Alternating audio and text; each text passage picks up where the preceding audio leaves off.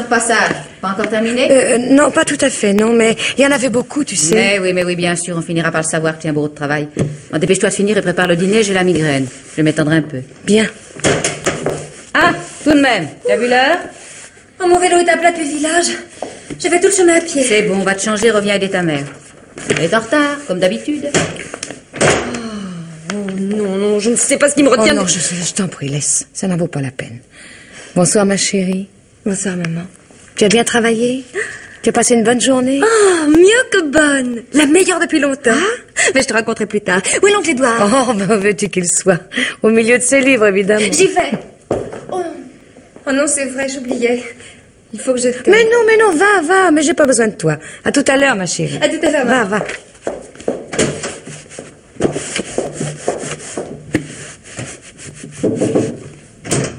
Je peux entrer? Cette question.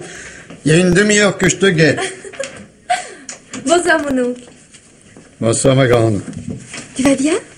Je vais comme quelqu'un qui va encore être obligé de réparer ton pneu. Tu pourrais pas trouver autre chose, non? Oh non, pour cette fois, il n'y a pas de mal. Je l'ai seulement dégonflé. Tiens, serais-tu à court de clous? Non. Mais il y a longtemps que ça ne m'était pas arrivé. J'ai pensé que tante Marthe n'irait pas regarder de trop près. Je me suis pas trompée, d'ailleurs. Dans un sens, tu as bien fait. Tu as déjà ramassé tant de clous qu'elle finirait par s'étonner si tu ne crevais plus. Mais dis-moi, pourquoi aujourd'hui? Que se passe-t-il? Une chose merveilleuse. Jacques vient de réussir son dernier examen. Il est maintenant vétérinaire. Et en plus, il a trouvé un petit appartement. C'est pour ça que je suis rentrée à pied. J'avais besoin d'y penser, de rêver, de m'imaginer déjà là-bas. Jacques voudrait qu'on se marie au plus vite. Elle a. Il va falloir faire avaler la pilule à ta tante. Ne l'oublie pas, ce ne sera pas une petite affaire. Mais tu m'as toujours dit de ne pas m'inquiéter, que le moment venu, je pourrais compter sur toi. Mais oui, bien sûr. Seulement, je ne pensais pas que le moment viendrait si vite. Tu n'as que 19 ans, après tout. Jacques doit rester encore 1 an à Paris pour un stage. Je veux plus attendre. D'ailleurs, il va gagner sa vie maintenant, et moi, je peux tout aussi bien travailler là-bas. Il faut que tu m'aides, oncle Édouard, il le faut. Mais oui, va, je t'aiderai. Mais d'ailleurs, je ne vois pas pourquoi tu t'inquiètes tellement. Tu n'as pas besoin de l'autorisation de ta tante pour te marier. Je sais. Mais je ne voudrais pas qu'elle se retourne contre maman. Elle est déjà si dure avec elle. Oui, ta mère est comme moi, tu sais, il y a longtemps qu'elle écoute sans entendre. Enfin, pourquoi? Pourquoi est-elle si méchante? Oh, méchante, c'est peut-être beaucoup dire. Ta tante a un sacré fichu sale caractère, c'est vrai, mais elle n'a jamais été heureuse. Peut-être c'est un peu ma faute. J'ai toujours trop aimé mon jardin et mes livres. Lorsque vous êtes arrivés, ta mère et toi, il y a 15 ans... 15 ans, hein? Et voilà que tu vas déjà repartir. Pas pour très longtemps, je te le promets.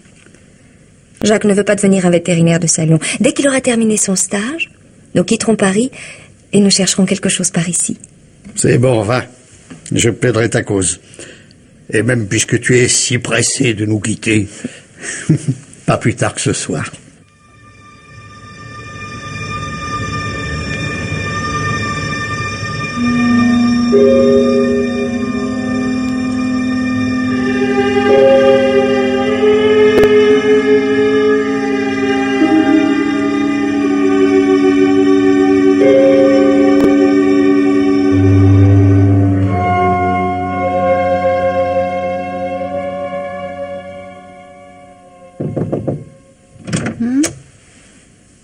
Tu es déjà couché? Il me semble que ça se voit, non? Qu'est-ce que tu veux? Te parler un instant. De la petite. Qu'est-ce qu'elle a encore fait? Oh, rien de mal, rassure-toi. Oh, c'est bon, entre. N'allume pas, hein, j'ai mal aux yeux. Bien. Bien, va. Je t'écoute. Qu'y a-t-il de si urgent? Il s'agit d'un projet. Dont elle n'ose pas me parler elle-même, naturellement. Elle a essayé tout à l'heure, tu ne l'as même pas laissé parler. On dirait que ça t'amuse de la terroriser. Pauvre trésor, va aller bien la plaindre. Bon, alors ce projet. Est-ce que tu te souviens de Jacques Loubet, cet ancien camarade d'Evelyne? Le petit maigrichon de l'assistance. C'est ça, oui, le petit maigrichon de l'assistance. Sauf qu'il est devenu un grand et solide gaillard. Et qu'il est maintenant vétérinaire. Et alors? Eh bien, depuis 3 ans, ce garçon est à Paris pour ses études. Mais il est revenu en congé, assez régulièrement. Et même depuis 2 ans, il est surtout revenu pour Evelyne. Quoi? Enfin, tu veux dire que depuis 2 ans, et dans mon dos, Evelyne fréquente cet individu? Dans ton dos. Ils se sont vus au dehors et ils ne faisaient rien de mal. Si je t'en parle aujourd'hui, c'est que... Eh ben va. C'est que quoi? C'est que ce garçon a terminé ses études. Il va pouvoir s'établir. Et...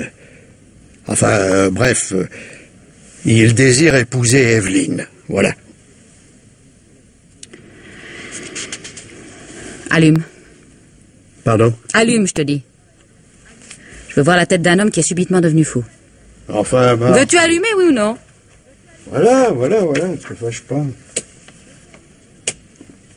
Pauvre bonhomme, va. Ainsi, depuis 2 ans, tu t'es fait le complice de cette petite dinde. Et tu t'imaginais sans doute qu'il suffirait de prononcer le mot mariage pour m'amadouer. Mais voyons, Marthe. Et dire que ça dure depuis 15 ans. 15 ans durant lesquels tu n'as cessé de soutenir cette petite grue. Et mon imbécile de sœur. Je te savais hypocrite, mais je pensais tout de même pas que ça puisse aller jusque-là. Il y a bien des choses à quoi tu n'as jamais pensé, ma pauvre amie. Et depuis plus de 15 ans, hélas. Ce qui veut dire? Ça veut dire que je me trompais tout à l'heure, en disant que tu n'étais pas vraiment méchante. Je t'ai souvent cherché des excuses, j'en ai même parfois trouvé. Mais ce devait être pour éviter de te voir telle que tu es. Sèche, mauvaise, incroyablement égoïste. Mais oui, bien sûr. Et c'est sans doute aussi par égoïsme que j'ai recueilli ma sœur et sa fille. Jeanne travaille comme 4, elle te coûte moins cher qu'une domestique. Si on faisait les comptes, tu gagnerais largement. Ah oui? Eh bien, nous allons les faire, les comptes. Et dès demain. Seulement, je te préviens. Il risque fort d'être définitif.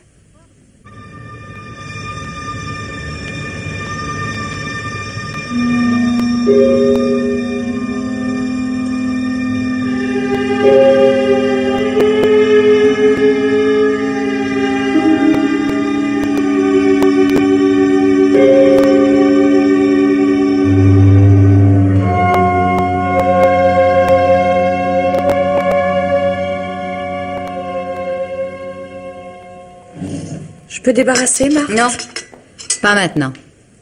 J'ai à vous parler. Où est ta fille? Dans le jardin, je crois. Encore en train de musarder naturellement. Va la chercher. Bien.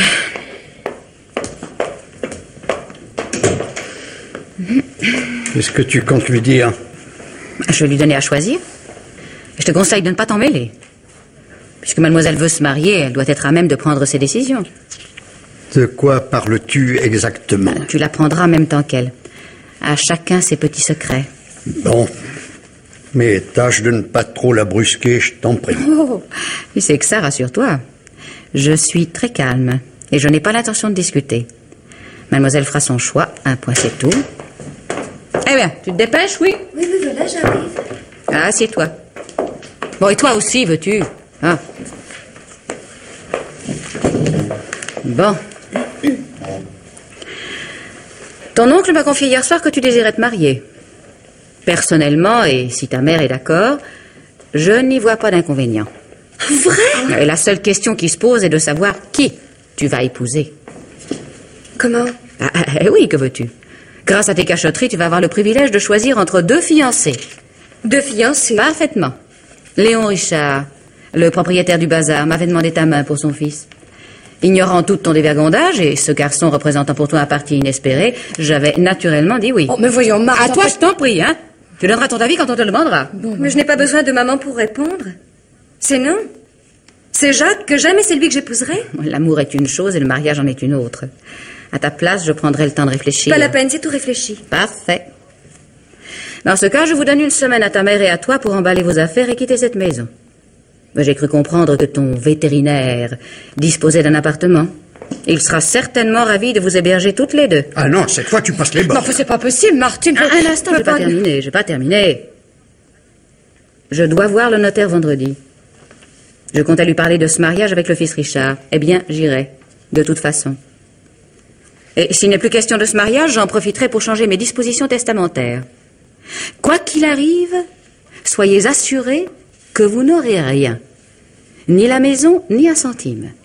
Et n'espérez pas qu'Édouard me survivra. De toute façon, ce serait pareil. Mais ça, mais tu deviens folle ou Non, quoi? non, non, laisse, oncle Édouard, ce n'est pas la peine.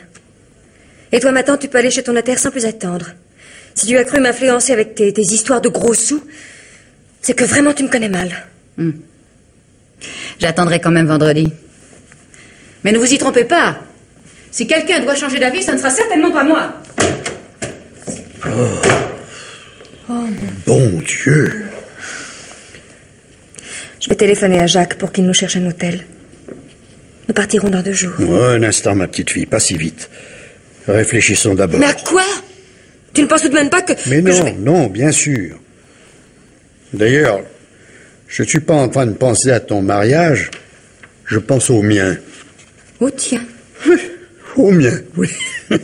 35 ans.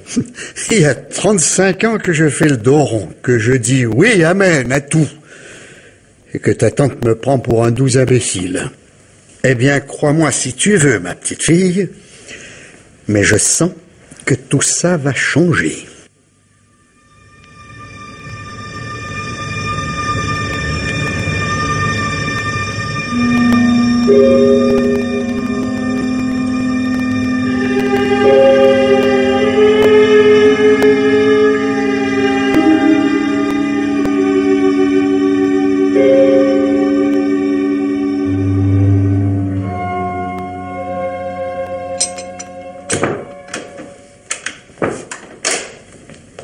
Bonjour, mon oncle.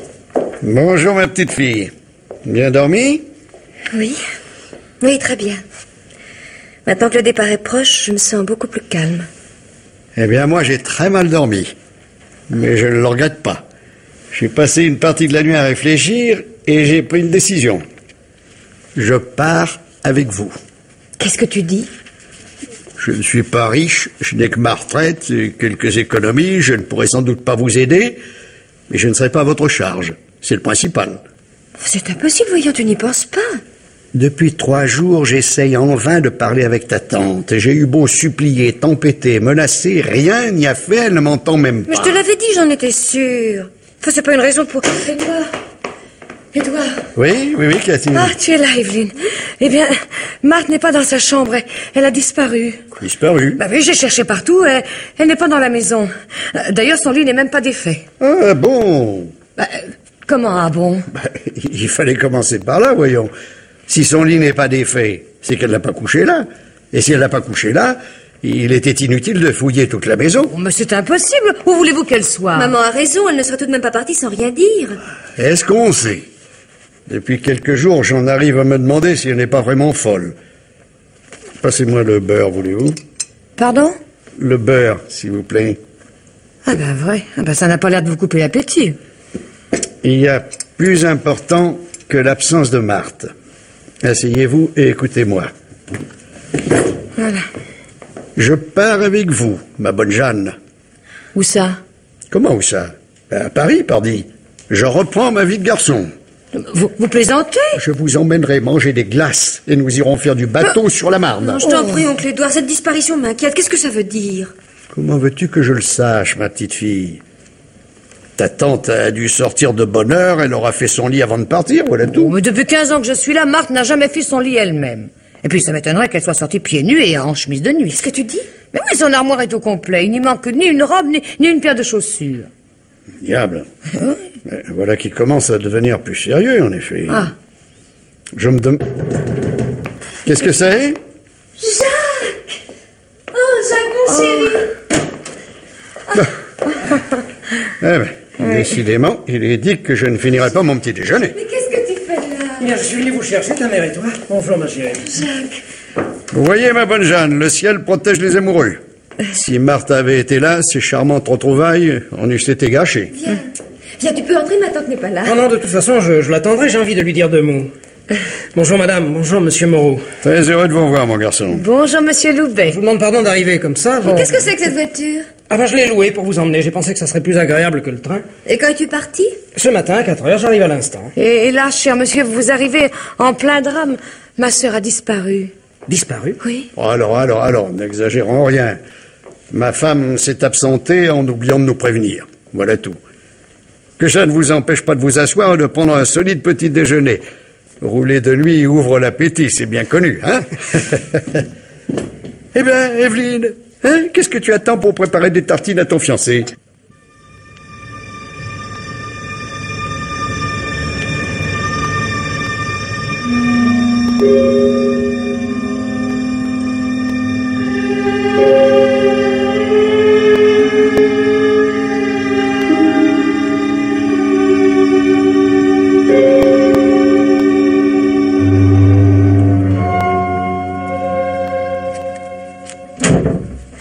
Édouard, Oui? la gendarmerie arrive. Le brigadier d'Aven. Bon, très bien, j'y vais. Et moi? Allez dans votre chambre. S'il demande à vous voir, j'irai vous chercher. Oui, mais qu'est-ce que je devrais lui dire s'il m'interroge? Vous avez quelque chose à cacher? Moi, oh, rien. Eh ben alors c'est très simple, vous n'aurez qu'à lui dire la vérité. Allez, ne vous inquiétez pas. Non. C'est égal, j'avais raison. Nous aurions dû aller au-devant et faire une déclaration. Vous oubliez les enfants. Depuis 48 heures, il court la forêt, il se dort au soleil. Ce qui est tout de même plus amusant que de se tenir à la disposition des gendarmes. Oui, et ben ce soir, gendarme ou pas gendarme, vous aurez droit à un cataplasme. Vous avez une toux qui ne me plaît pas. Allez, nous Édouard. verrons ça, sauvez-vous. La gendarmerie va s'impatienter.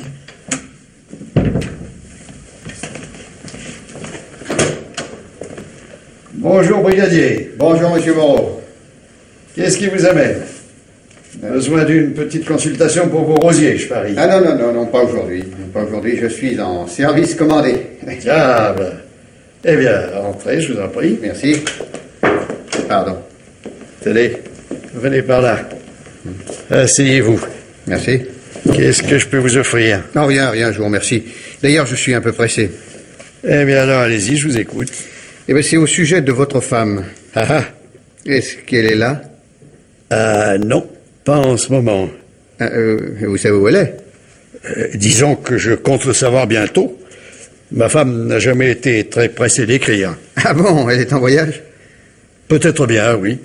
Comment ça peut-être? Je ne pourrais pas jurer qu'elle est en ce moment même en train de voyager. Peut-être s'est-elle arrêtée quelque part. Non, écoutez, monsieur Moreau, votre femme avait un rendez-vous chez le notaire. Elle n'y est pas allée. Vous avez répondu à Maître Noiret qui vous téléphonait qu'elle était partie sans laisser d'adresse. Hein? C'est exact, oui. Et elle est partie sans prévenir personne. Et pour l'instant, nous sommes sans nouvelles. Autrement dit, elle a disparu. Oh, disparu, vous allez un peu vite. Ma femme s'est absentée, voilà tout. Ah, désolé de vous contredire, mais pour nous, c'est une disparition. Et pourquoi n'avez-vous rien dit? Pourquoi vous n'avez-vous pas fait une déclaration? Est-ce que je sais, moi?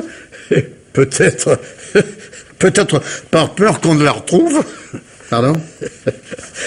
Ma femme a voulu partir. Grand bien lui fasse, qu'elle reste où elle est. Depuis 3 jours, cette maison est merveilleusement tranquille. Mais enfin, vous rendez pas compte? Enfin, vous allez vous attirer des tas d'ennuis, on va vous soupçonner. De quoi? Eh ben, du pire, probablement. Que voulez-vous que j'y fasse? La disparition de ma femme me faisant plutôt plaisir, je ne vais pas me mettre à jouer les désespérés. Ah oui, mais qu'est-ce que je vais mettre dans mon rapport, moi? Que vous êtes content comme ça et que vous ne voulez pas qu'on la retrouve? vous mettrez ce que vous voudrez. Ça m'est complètement égal.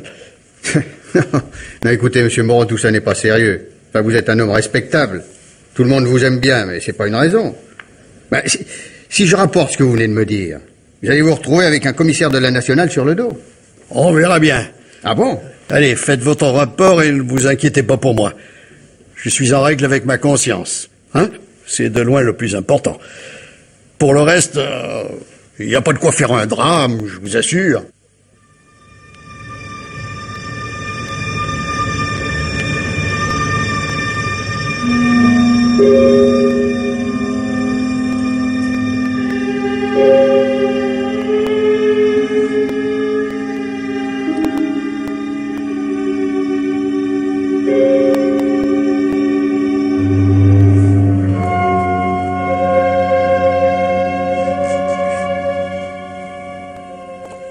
Monsieur Moreau. Monsieur le commissaire? Vous êtes un homme très sympathique, mais n'en abusez pas, je vous prie. Une enquête est ouverte et le juge d'instruction n'est pas un plaisantin, croyez-moi. Oui, oui, je sais. Votre femme n'a été aperçue nulle part. Il est à peu près exclu qu'elle ait quitté le pays. Ils ont fait fouiller toute la forêt, draguer les temps et même retourner votre jardin. Rien. Alors? Alors quoi que voulez-vous que je vous dise? Si vous qui êtes spécialiste, vous donnez votre langue au chat, c'est tout de même pas moi qui vais vous éclairer. Oh, mais je n'ai pas besoin de votre aide. Je suis parfaitement à même de trouver une explication très plausible. L'ennui, c'est qu'elle risque fort de vous mener devant la cour d'assises, je vous en préviens. Va pour la cour d'assises, tant pis. Hein. Le jury appréciera, comme on dit. Pas si vite, je n'ai pas dit mon dernier mot. Le juge était d'avis de vous inculper, mais je l'ai finalement convaincu de n'en rien faire. Persuadé que c'est exactement ce que vous souhaitez. Je ne comprends pas. Votre attitude semble incohérente, mais il n'en est rien. Vous êtes en train de nous mener en bateau, monsieur Moreau, et je peux même vous dire pourquoi. Reprenons au début, voulez-vous? Et voyons un peu votre comportement. Vous dites que votre femme est peut-être devenue folle à l'annonce d'un projet de mariage. Mais il y a déjà là, de votre part, une omission volontaire. Oui, vous oubliez un qualificatif. Votre femme est peut-être devenue folle. Oui, mais c'est folle de rage qu'il fallait dire. Et quand bien même... mais la différence est énorme, et vous le savez très bien. Dès l'annonce de ce mariage, votre femme téléphone à son notaire et parle de déshériter tout le monde, sa sœur, sa nièce et même vous, puisqu'aussi bien vous êtes marié sous le régime de la séparation et que tout lui appartient. Exact? Oui, c'est exact. Folle de rage donc, mais certainement pas démente. Non seulement elle prémédite de vous jeter tous à la rue, mais elle va même jusqu'à vous prévenir. Joli mobile, non?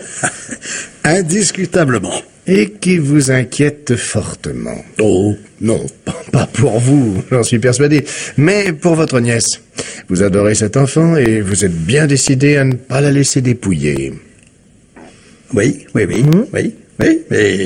continuez, tout ça est parfaitement raisonné. J'étais sûr de votre approbation. Et si je continue en disant que vous avez décidé de faire disparaître votre femme, vous allez encore me dire que c'est logique. Ça ne l'est pas. C'est un signe. Si, mais c'est à partir de là que rien ne va plus. Si vous aviez fait disparaître votre femme, vous auriez le choix entre deux comportements. Au lieu de quoi, et en dépit de tout bon sens, vous nous offrez un amalgame des deux. Un amalgame? C'est-à-dire?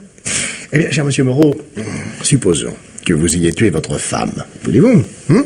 Au lieu de jouer les maris et pleurer, comme le ferait un homme ordinaire, vous choisissez de vous réjouir ouvertement.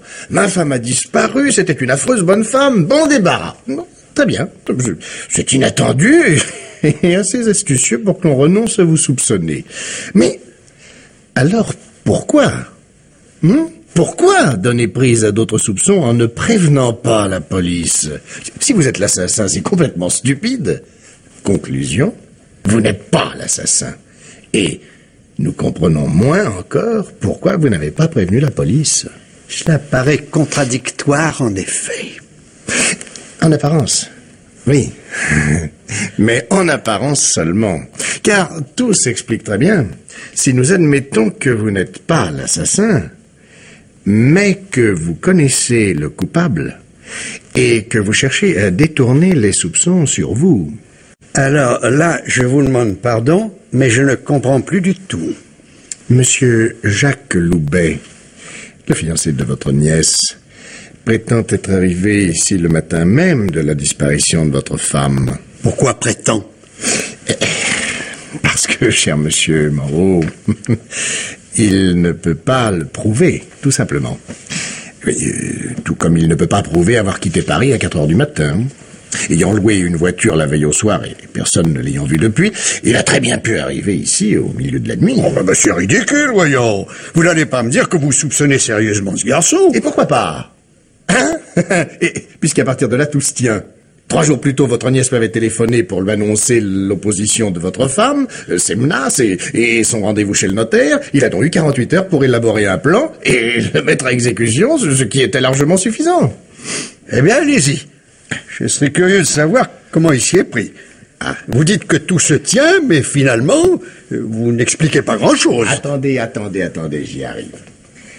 La veille de la disparition, Jacques Loubet loue une voiture et quitte Paris vers 8 ou 9 heures du soir. Il arrive ici dans la nuit, probablement vers 1 heure du matin, et il pénètre dans la maison, ce qui, reconnaissez-le, n'est pas bien difficile, puis dans la chambre de votre femme qui l'assomme, étrangle ou chloroforme aussitôt. Remarquez que je laisse place à une alternative, n'est-ce pas, hein? Il n'est pas sûr que votre femme soit morte. Loubet peut très bien la tenir séquestrée quelque part.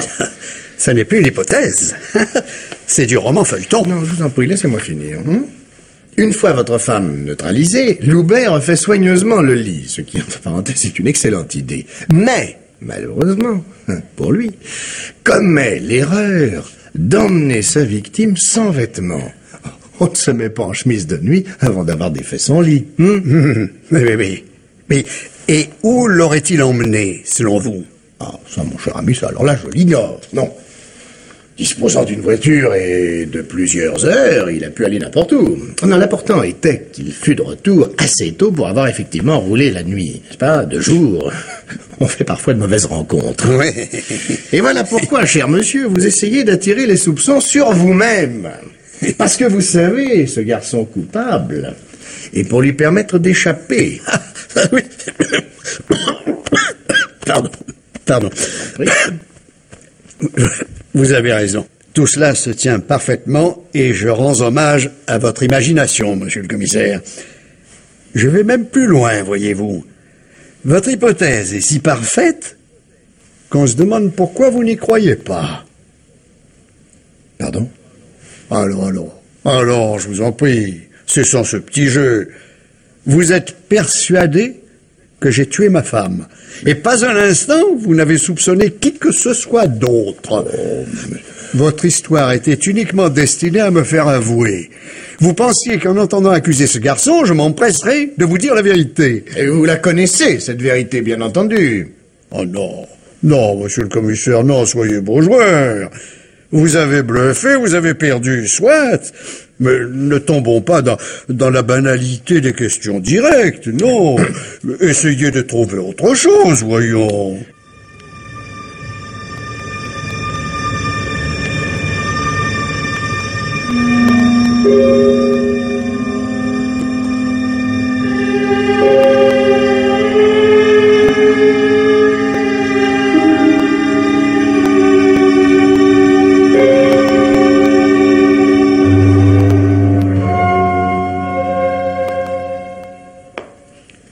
Franchement, ma petite fille, je ne te comprends pas.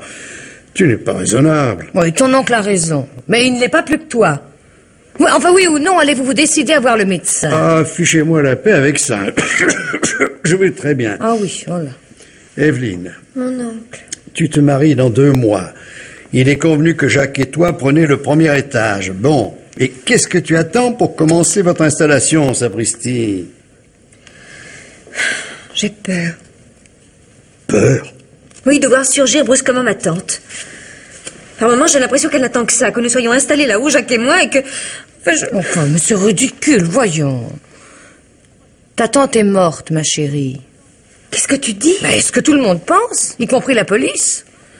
Nous ne saurons sans doute jamais ce qu'elle est devenue, mais si elle était vivante, ça se saurait. Ta mère a raison, tu sais. J'ai vécu 35 ans auprès de ta tante. Je puis t'assurer qu'elle n'est jamais passée inaperçue. Et ça vous suffit.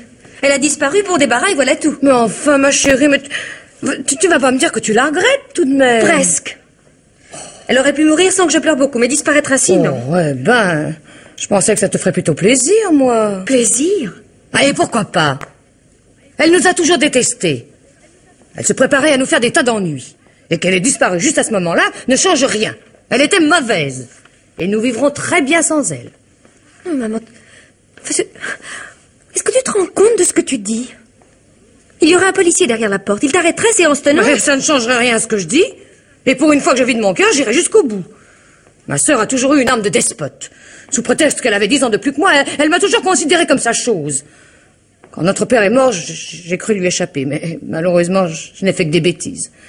Ma part d'héritage a fondu comme neige au soleil, et j'ai trouvé le moyen de me faire abandonner avec toi sur les bras. Oh, je n'ai pas pleurniché. Et c'est pas ça qui m'aurait fait revenir, remarque. Le travail ne m'a jamais fait peur et j'avais ma fierté. Ouais, hélas, tu es tombée malade. J'avais besoin d'argent pour te faire soigner et il a bien fallu que je m'adresse à elle. C'est comme ça que tu es revenu ici? Oh, oui et non. Si le médecin ne t'avait pas recommandé la campagne, j'aurais remboursé Marthe et je me serais bien gardé d'accepter son invitation. Seulement, tu pouvais pas rester en ville. Et je ne voulais pas me séparer de toi. J'ai donc dit oui, provisoirement, et puis, la gentillesse de ton oncle a fait le reste. Grâce à lui, et en dépit de ma sœur, nous avons été plutôt heureuses. Seulement maintenant, ne me demande pas de pleurer l'absence de Marthe. Où qu'elle soit, je trouve qu'elle y est très bien, et je souhaite qu'elle y reste. Là-dessus, excusez-moi, mais j'ai mon dîner à préparer.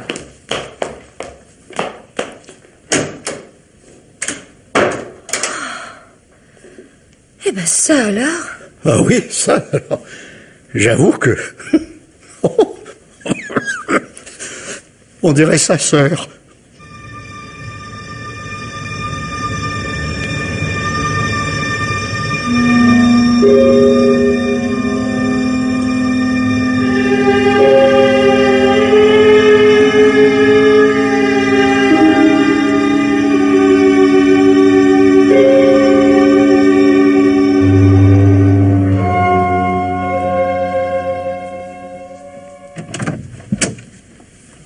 Édouard. Oui? Édouard, c'est encore ce policier de malheur. Je lui ai dit que vous étiez malade et couché, mais il insiste. Il dit qu'il est venu en ami. Eh bien, mais faites-le entrer, voyons. Non, faites-moi plaisir, laissez-moi le renvoyer. Un de ces jours, à force de parler, vous finirez par lui en dire trop. Ça, ma bonne Jeanne, regardez-moi un peu. Que voulez-vous dire exactement? Mais rien que ce que je dis, là. Tout brave qu'il soit, cet homme est quand même un policier. Oui. En somme, vous pensez que j'ai quelque chose à cacher? Oh, moi, je ne pense rien du tout. Mais ça ne m'empêche pas de réfléchir. Oui. Eh bien, laissez entrer le commissaire et ne vous inquiétez pas. Mais s'il dit qu'il est venu en ami, ça doit être vrai. Bon, comme vous voudrez. Bon, vous pouvez entrer. Mais ne restez pas trop longtemps, hein. Le médecin a ordonné beaucoup de repos. Entendu, ne vous inquiétez pas. Merci. Alors, mon cher, qu'est-ce qui ne va pas? Oh, rien du tout, je vais très bien. C'est le médecin qui fait du zèle. Il manque de malade. Alors il se rattrape sur les bobos. Asseyez-vous. Merci. Qu'est-ce qui vous amène? J'espère que vous n'avez pas retrouvé ma femme. Ah non. Pour un peu, je dirais même au contraire. Comment ça, au contraire? Nous abandonnons l'enquête. Le dossier reste ouvert, bien entendu, mais il nous faudrait un élément nouveau. Pour l'instant, nous avons fait tout ce qui était possible de faire. Bon. Ça ne vous fait pas plaisir? Plaisir?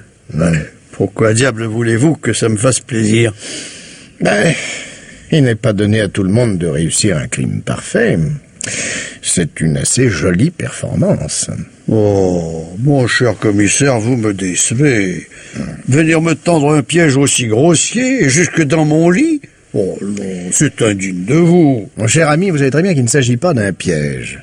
Le juge a décidé que nous ne pouvions plus rien et ce n'est pas moi qui lui dirai le contraire. N'essayez pas de vous donner le beau rôle.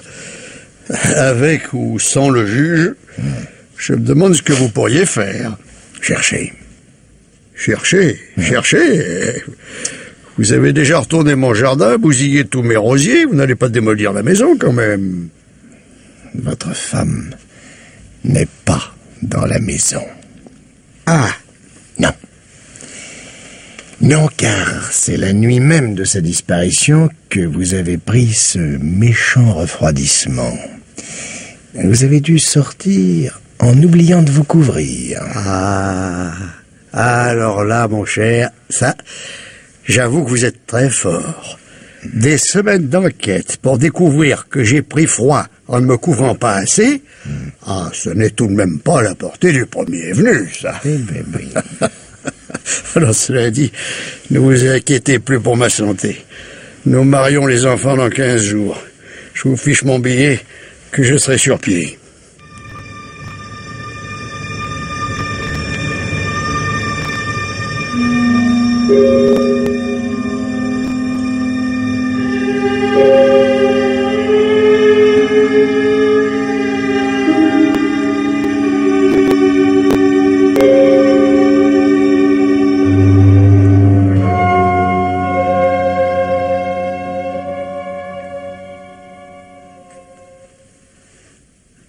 Jeanne. Oui. Faites-moi boire un peu, voulez-vous? J'ai la gorge en feu. Oui. Tenez. Mais doucement. Hein? Le docteur a dit pas trop de liquide.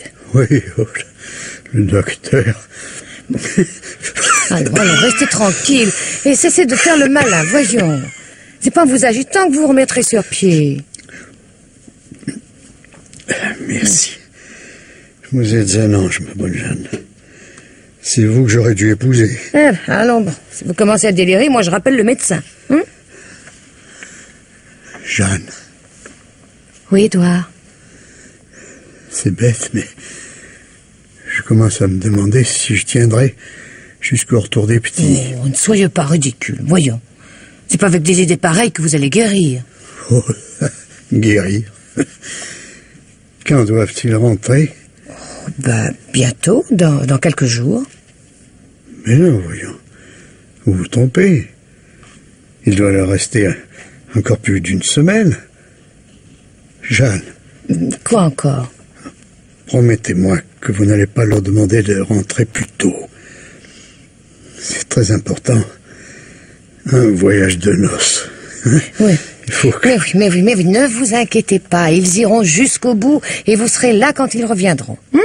À condition que vous soyez... Bon, le téléphone. Bon, restez tranquille, je vous laisse un instant. Oui, allez, dépêchez-vous. C'est peut-être eux. Oui, je reviens.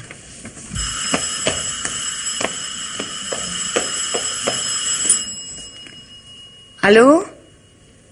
Ah, bonjour, monsieur le commissaire. Oh, mal. Mais très mal. J'ai téléphoné aux enfants, ils rentrent demain. Quoi, maintenant? Oh, j'ai peur qu'ils ne soient bien faibles. Non, je sais, mais... Bon, très bien, passez si vous voulez. Bon, de toute façon, il sera content de vous voir, oui. Oui, c'est ça. Bon, très bien. Au revoir, monsieur le commissaire.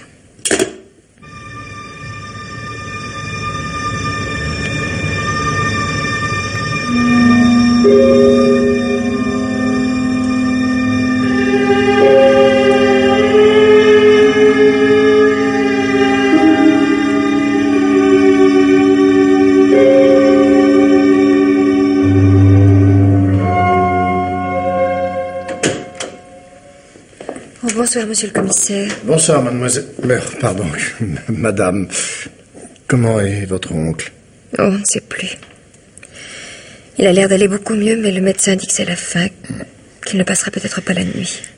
Oui, je sais, j'ai rencontré le docteur Laurent. C'est d'ailleurs la raison pour laquelle je suis venu.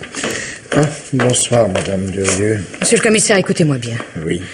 Le curé est venu cet après-midi et il m'a dit de me rassurer qu'Édouard partirait en paix avec Dieu. Alors je ne sais pas, mais vous pourriez peut-être... Ne pas me montrer plus exigeant que le bon Dieu et le curé réunis, oui. C'est ce que vous voulez dire. Voilà, exactement. Ça n'a peut-être rien à voir, mais je...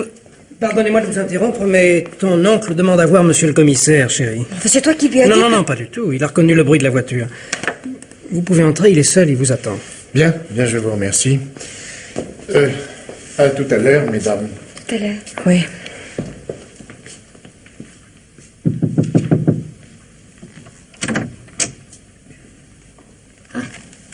Bonsoir, monsieur Moreau. Salut, commissaire. Alors, vous allez mieux, me dit-on? Je vais mieux, oui. Pas pour très longtemps, mais je vais mieux. Alors, pas de pessimisme. Je dis pas que je n'aurais pas attendu la venue d'un premier petit-neveu, remarquez. Que voulez-vous? Il faut pas trop demander.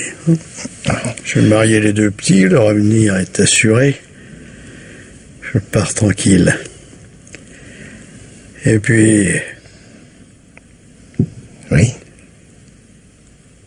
J'ai souvent pensé à la mort. Je me suis toujours dit que le moment venu, j'essaierai de m'en aller sans faire trop d'histoire. Ah, je meurs dans mon lit, bien entouré, et j'ai la chance de ne pas trop souffrir. Je ne veux pas passer le temps qui me reste à pleurer sur moi-même. Je préfère me souvenir. Bon, d'accord, mais enfin, vous y prenez un peu tôt. Je compte bien vous revoir debout. Non, écoutez, commissaire... Ah, non, et puis j'essaie de me donner du commissaire. Je suis pas là en policier. Comment ça? Pas en policier? Ah, vous pouvez pas me faire ça, voyons. C'est le policier qui m'amuse, moi. Alors ça, pour ce qui est de vous amuser, on pourra dire que vous vous êtes bien amusé. Et ça n'est pas fini. Attendez, je vous réserve encore une petite surprise. Demain, après-demain ou plus tard. Non, écoutez, cher monsieur Moreau, vous tenez vraiment à ce que nous parlions de tout cela? Cessez de faire l'hypocrite, voulez-vous? Vous n'êtes pas venu en policier, c'est entendu, vous auriez scrupule à m'interroger en ce moment, bon. Et la curiosité, hein? Vous n'allez pas me dire que vous l'avez laissée à la porte, votre curiosité. Je l'avais mise en sommeil, voilà. Mais on dirait que vous tenez absolument à la réveiller, hein? Évidemment, j'y tiens. Si je ne vous dis pas certaines choses maintenant, vous ne les saurez jamais. Oui, je sais. Non seulement vous êtes persuadé que j'ai fait disparaître ma femme, mais vous pensez que j'ai dû laisser quelques lettres explicatives et posthumes, hein? Eh ben, vous vous trompez, mon cher. Je me trompe? Concernant mes explications a posteriori, je veux dire. Quand j'aurai fermé les yeux, vous n'aurez rien de moi. Rien. Pas un mot. Non, je ne vous crois pas. Je sais que vous êtes allé chez le notaire. À la bonne heure. Le policier reprend le dessus. Je suis allé voir le notaire, c'est vrai. Mais uniquement pour me renseigner sur l'article 727. Nul ne peut hériter, etc., etc. Ma femme avait établi un testament en ma faveur. Et je me demandais si... ça n'a pas d'importance. Si ce n'est pas moi qui hérite, ce sera Jeanne et la petite. Et pourtant, votre femme avait bel et bien l'intention de déshériter tout le monde, hein? Mais parbleu, pourquoi croyez-vous?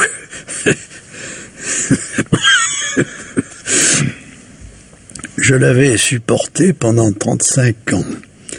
J'aurais bien été jusqu'au bout. Si elle n'avait pas menacé de s'en prendre à la petite, rien ne serait arrivé.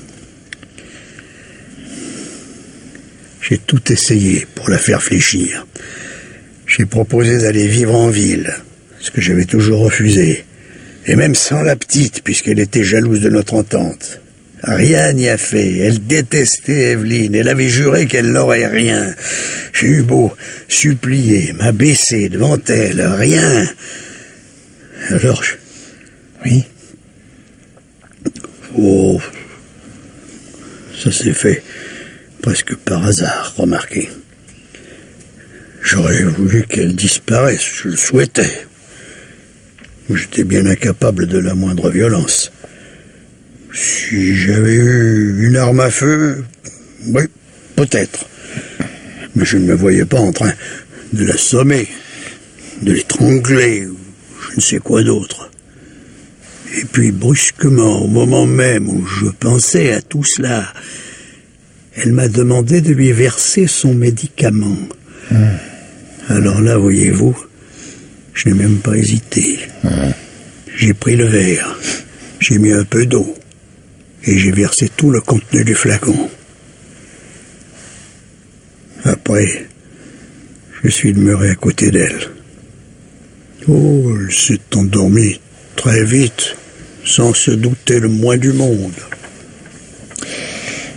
Et après? Oh, après, ce fut relativement facile, encore qu'assez pénible. La nuit était plutôt fraîche et c'est probablement là que j'ai pris froid. D'une certaine façon, on pourrait presque dire que nous nous sommes tués l'un l'autre. Où est-elle, monsieur Moreau? Non, pas encore. Non, laissez-moi profiter jusqu'au bout de ma petite trouvaille.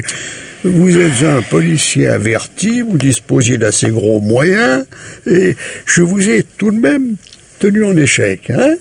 Alors, ça n'est pas si mal, non? Ouais, c'est même très fort, et je parle sincèrement, mais...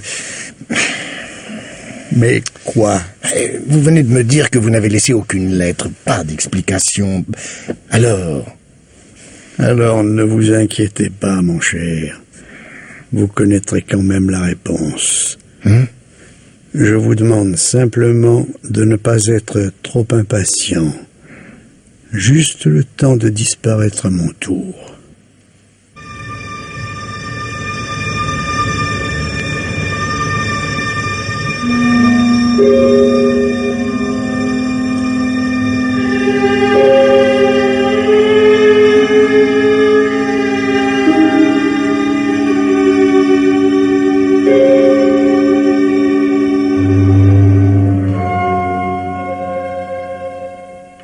Maman.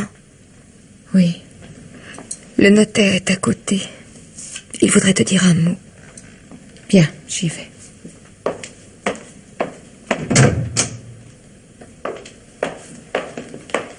Madame Durieux.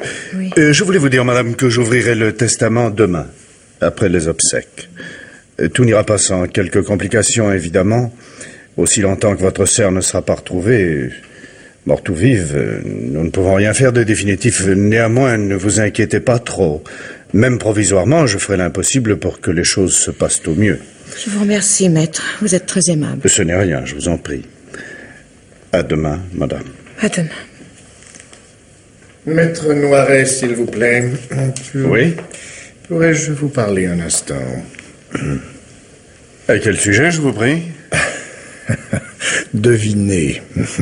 Dans notre profession, monsieur le commissaire, les hypothèses n'ont pas cours. Nous préférons les questions précises. Bien soit. J'aimerais savoir, cher maître, si Édouard Moreau vous a confié quelques lettres ou messages. Tout ce que je puis vous dire, sans trahir le secret professionnel, c'est que monsieur Moreau n'a laissé qu'un testament très simple. Pour le reste, vous ferez comme tout le monde. Vous attendrez demain.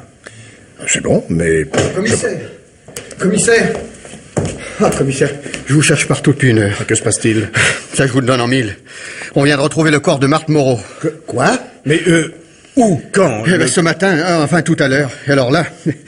Un instant, s'il vous plaît. Mon cher maître. Oui? Je crois pouvoir vous dire, sans trahir le secret professionnel, que Madame Marthe Moreau vient d'être retrouvée. Cela dit, et pour le reste, vous ferez comme tout le monde, vous attendrez. Pardon. Très bien. S'il vous plaît. Merci. Ouais, il a pas l'air content. Ne vous en faites pas, c'est exprès. Alors vite, où l'a-t-on retrouvé? Eh ben, dans le seul endroit où on risquait pas d'aller le voir. Dans le caveau de la famille. Dans le... Quoi? Oui, c'est le père Joseph qui l'a trouvé en ouvrant le caveau pour l'enterrement de demain. Vous vous rendez compte? On peut dire qu'il nous a bien eu. Oh, bon sang de bonsoir, dans le caveau de famille. Ah, mais ça alors? Le père Joseph n'en revient pas. Il dit que c'est du travail de professionnel. Parce que non seulement le vieux a recimenté la dalle, mais il a collé des petits paquets de mousse sur le ciment frais. Oh, pauvre vieux. Eh ben, pas étonnant qu'il ait pris du mal. Il a dû y passer la nuit. Oui, drôlement futé quand même. Ah, c'est le moins qu'on puisse dire, oui. Il était assuré que l'on retrouverait sa femme dès qu'il serait mort lui-même, mais pas avant. Et de plus, d'un seul coup d'un seul, la succession ne pose plus de problème. La gosse et sa mère sont définitivement chez elle. Eh oui. En somme, tout est bien qui finit bien. Oui. Sauf peut-être... Quoi donc? Oh, non, rien. Rien. Il est normal que cela se termine ainsi, mais... Je trouve tout de même dommage que le cher vieil homme ait pris froid si bêtement. Ah, tant qu'à faire, il aurait pu se couvrir un peu mieux.